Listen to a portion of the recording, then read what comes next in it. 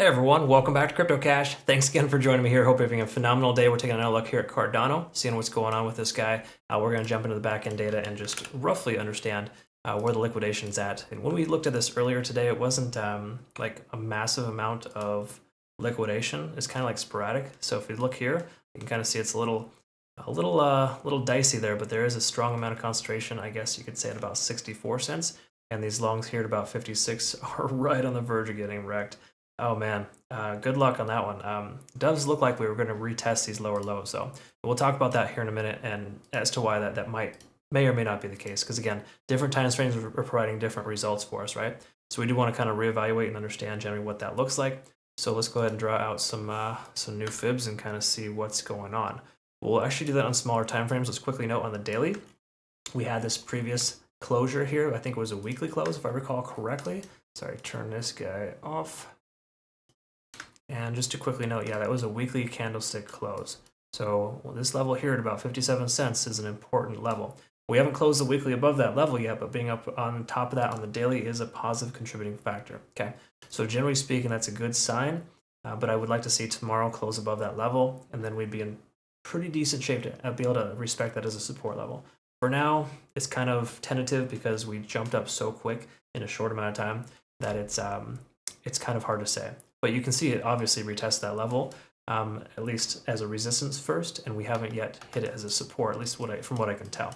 Anyways, just some important little levels to kind of recognize. If we take a look at stochastic, it's still maxed out at 100. Money flow index is high. RSI is tapering off a little bit. These are all standard things that you're going to see on a daily time frame when the price action is overextended like it is. Okay, so really the daily time frame doesn't help us too much. Just helps us know that this is potential support level. You can see it work as a resistance and then come back down to potentially test as a support. We've seen what? 8 hours in a row, basically 2 4-hour candles, that the price action has bounced off that level or tried to break below and hasn't yet. Okay, so if Bitcoin can stabilize and kind of start pulling back, which it sort of already has, then we might be in good shape here for Cardano. And again, I hate to just compare, this coin with Bitcoin, but if you look at the market, every other coin is pulling back right now. Yeah, it's just the way it goes. And again, it's just that whole Bitcoin dominance scenario where the Bitcoin dominance in the last 8 hours is up, and coincidentally, last 8 to 12 hours, altcoins are down. No surprise, just kind of standard stuff there. So just some back-end things to kind of help educate you there. What we want to look at is some moving averages here. We are still above this ascending trend. 4-hour time frame is still good. Okay, so we haven't broken bearish by any stretch. Solana and AVAX as well, I covered those just a moment ago.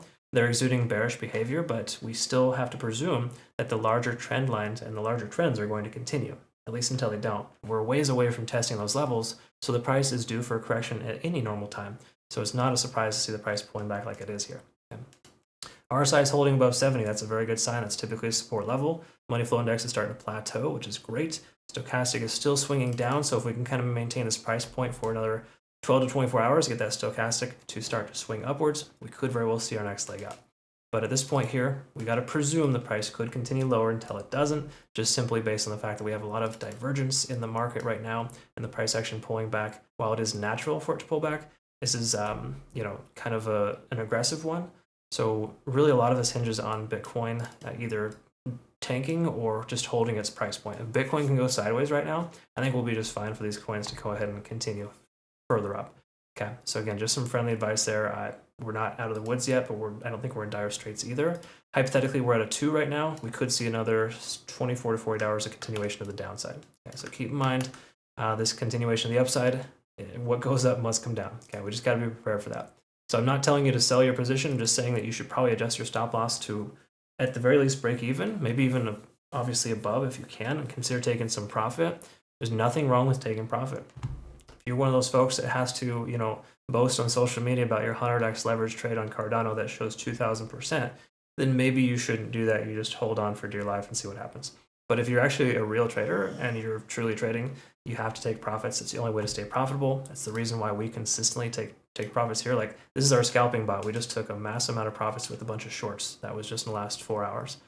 With our traditional trading, we have a lot of longer swing trades that take, in some cases, 2 months for 155%. These are 5x leverage trades. But sometimes we hit Crowcoin, for example, 45% in 4 days, right? So again, some really cool stuff going on here. Generally speaking, I mean, XVG 2 days, 15 days for KNC, 50%. I do not mind waiting 27 days for 105%.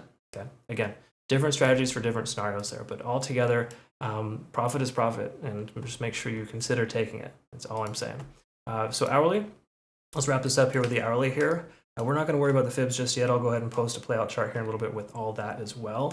But I want to kind of just touch on the Ichimoku cloud here and see, because we are intersecting with the price action here soon. So in other words, if the price doesn't do one of these, which is unlikely, right? The price would have to do that to be able to break above. We're going to get a sell signal here soon with this indicator. Same thing with the conversion line. Look at that, just broke below the conversion line, or sorry, the baseline, and we have a volume support here that we're underneath right now. Okay, that's basically a volume resistance. So the long story short here is this doesn't look great. I do feel like I'm still leaning a little bit more towards the price pulling back further. A lot of other coins are exuding the end of an Elliott Wave, which implies that we probably see an ABC, so lower low, and or two lower lows and a lower high. Okay, so we could very well see that from Cardano as well, considering how aligned most coins are with Bitcoin's dropping. If Bitcoin drops, we got that knee-jerk reaction to pull back because everything's overextended. It's a normal thing. Last but not least, we do have still some constellation here with the cloud. So until we break truly below that, I would not consider a short position. Okay, so just because, I need to clarify this, people misinterpret, just because I say it's not good to take a long position doesn't imply a short position should be opened. Okay, please recognize that. You gotta wait for confirmation. We have no confirmation right now. It's a state of, it's a gray area, right? state of transition. Do not trade while transitioning. Right now, you can still leave your long position open. Just consider taking some profit. I would take 60%, adjust my stop loss to break even. That's just me, okay? What do I know? I've only been trading for 20 plus years. All right, so folks, I hope you learned something here today. Please obviously comment below, like, subscribe, all that good stuff if you could.